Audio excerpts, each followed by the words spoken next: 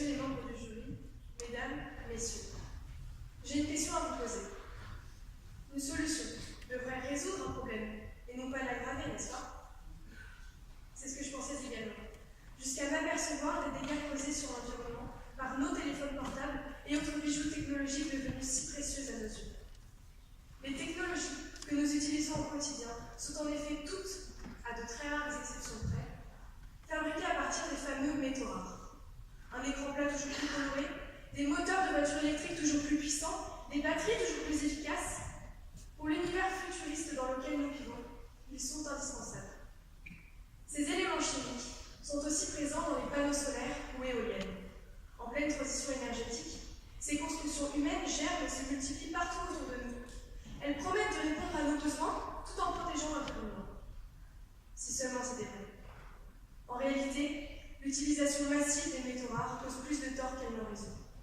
Pourquoi, me répondrez-vous? Tentons d'abord de comprendre pourquoi ils sont si importants aujourd'hui, avant d'analyser leurs impacts, qui deviennent de plus en plus alarmants chaque jour. Pour comprendre pourquoi les métaux rares sont omniprésents, observez autour de vous. Ou plutôt, ressentez la souffrance qui se dégage de la planète. Dérèglement climatique, perturbation de la faune et la flore, pluie acide, contamination des sols et de l'eau, extinction d'espèces animales. Ces énumérations, ce sont bien les conséquences de l'industrialisation et de l'utilisation des énergies fossiles. Continuer à produire de cette manière mènerait la Terre à sa destruction. C'est pourquoi la transition énergétique a été mise en place, un processus qui consiste à profondément modifier les modes de production d'énergie. Dites bonjour aux panneaux photovoltaïques et éoliennes qui se servent d'énergie propre, renouvelable et naturelle. Voient également le jour des piles et des batteries plus efficaces, ou encore les technologies du numérique, à savoir les smartphones, ordinateurs ou objets connectés. L'une de leurs nombreuses missions est en effet de décupler l'efficacité des technologies vertes et ainsi d'accompagner la transition énergétique. Toutefois, vous vous doutez sûrement que si tout avait été réglé grâce à ces magnifiques inventions promettant un monde idyllique, je ne serais pas ici devant vous. La quasi-totalité de ces technologies vertes et du numérique sont composées de métaux rares, des éléments chimiques permettant leur amélioration. Il en existe une trentaine: cobalt, tantal, platinoïde ou terres rares. Comme vous l'aurez compris, ils sont devenus indispensables et employés dans des quantités astronomiques. Nous ne passons pas une heure sans utiliser de métaux rares. Et retenez que ces 20 dernières années, leur production mondiale a doublé de volume et est prévue d'augmenter pendant les prochaines décennies encore et encore. Pour vous donner deux exemples, la production de scandium sera multipliée par 9 et celle de cobalt par 24 d'ici 2035. L'emploi des métaux rares est donc d'une ampleur exceptionnelle. Mais leurs conséquences néfastes le sont tout autant. Ce n'est pas sans raison que suite à de nouvelles normes qui imposent un respect de l'environnement plus strict, les mines d'extraction de métaux rares européennes, américaines, brésiliennes et certaines australiennes ont fermé les unes après les autres.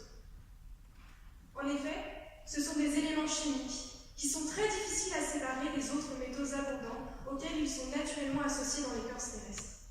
Cela implique donc des méthodes d'extraction et de séparation que l'on pourrait sans aucune exagération qualifier d'énergivores. Elles sont extrêmement polluantes.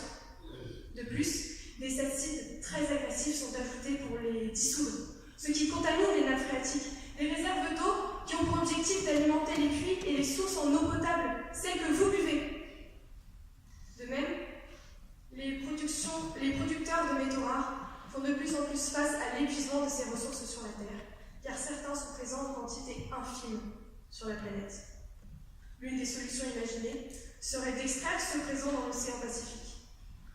Mais cela entraînerait une destruction considérable des fonds marins et l'anéantissement total d'un grand nombre d'écosystèmes. Comme le souligne Guillaume Pitron, auteur de l'ouvrage La guerre des métaux rares, nous avons laissé les autres se salir pour nous donner l'illusion d'avoir les mains propres. L'Europe a en effet choisi d'abandonner l'extraction minière des métaux rares et de la déléguer à la Chine, en fermant les yeux sur les conséquences néfastes qui en découleraient.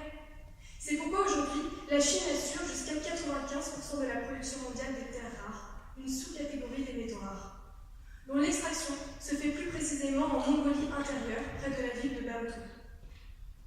C'est alors qu'aujourd'hui, dans les eaux de son fleuve devenu trouble, on y trouve d'innombrables sortes de substances chimiques toxiques, ainsi que des éléments radioactifs. Les villages de cette zone sont même surnommés les villages du cancer. Et au-delà des dégâts environnementaux, l'un des métaux rares se place au cœur de la guerre civile en République démocratique du Congo. Ce pays détient en effet 80% des réserves mondiales du tantal, l'un des métaux rares utilisés pour fabriquer les condensateurs de vos ordinateurs et de vos portables Samsung. De nombreux groupes armés s'affrontent et déciment la population pour prendre le contrôle du commerce du tantal.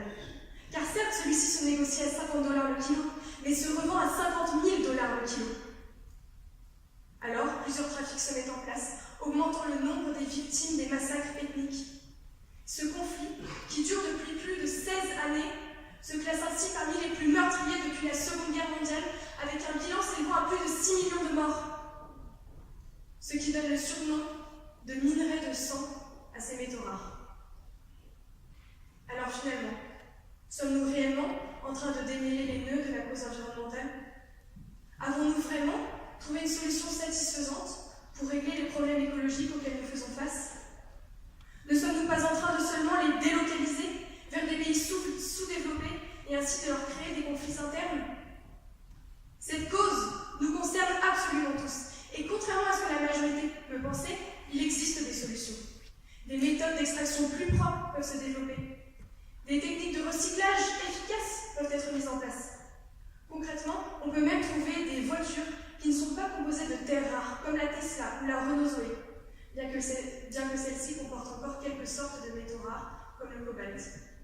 Et à notre échelle, nous avons également le pouvoir de faire basculer les choses, en se renseignant, en parlant, en défendant cette cause qui jusqu'ici a été totalement invisibilisée, en raison du fait qu'elle dérange. Elle nous dérange, et elle dérange les 75% de la population mondiale qui possède un téléphone portable.